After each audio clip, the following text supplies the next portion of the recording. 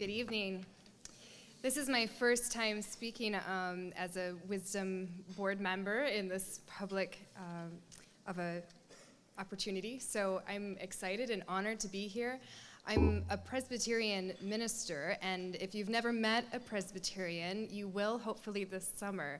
We're having our General Assembly, which is a gathering of the whole denomination here in Detroit in June at Cobo Hall. So I hope that you all meet a Presbyterian and welcome them to Detroit and show them what an amazing interfaith city we have and what a great opportunity it is to be here.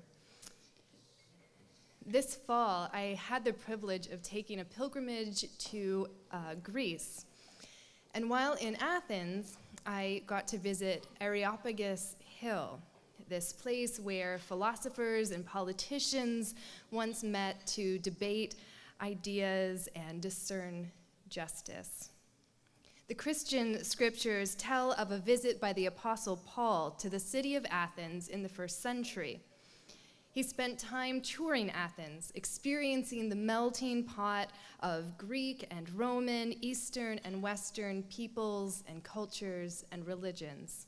And he finds his way up to Areopagus Hill finally to share his findings with the great thinkers and influential men of the city.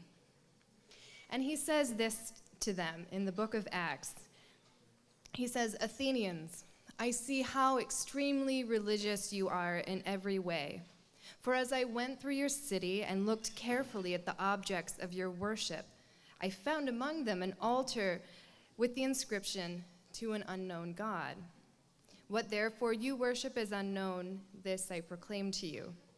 And he goes on to say that from one ancestor, God made all nations to inhabit the whole earth and allotted the times of their existence and the boundaries of the places where they would live, so that they would search for God and perhaps grope for him and find him, though indeed he is not far from each one of us. For in him we live and move and have our being, even as some of your own poets have said, for we too are his offspring. Paul's approach to interfaith dialogue is, I think, characteristic of how the Christian scriptures treat interaction with other faiths, and it's a model from which I draw my own understanding of interfaith work and relationships. First, Paul goes to a place where people of different faiths live and work closely together. Here in the Metro Detroit area, we are privileged to live in a similar environment where people from many cultures and religions live and work together. Second, Paul takes the time to explore the various faiths of the city. Again, in interfaith work, we must each take time and effort to understand the beliefs and practices of other faiths. Then Paul meets with people who are serious and knowledgeable about their beliefs and culture. To attempt interfaith dialogue with those who hold their beliefs lightly or misrepresent their own faith tradition is dangerous at best and possibly damaging. Next, Paul shows respect for the Athenians and their faith tradition in complementing their devotion and religiosity. We too must feel mutual respect and admiration for one another as we approach interfaith dialogue. And finally, Paul seeks out common ground between his faith and those he is in dialogue with. Likewise, while we are fortunate enough to have a variety of faiths to dialogue with in this region, we must find common ground wherever we can. The Christian scriptures are, in their origin and construction, an interfaith experience. Much of what we now call the New Testament is concerned not with what Christians should believe or do, but rather with how the primarily Jewish writers and audience of that time understood the life, ministry, death, and resurrection of Jesus of Nazareth. The New Testament scholar Amy Jill Levine, who happens to be Jewish, has done much excellent scholarship regarding the Jewish understanding of the Christian scriptures. This kind of scholarship is helping Christians today better understand the interfaith context of the scriptures and interpret them more accurately and perhaps more faithfully. The message of Jesus Christ as it relates to the religious atmosphere of the Greco-Roman world provides the Christian scriptures with additional interfaith dialogue.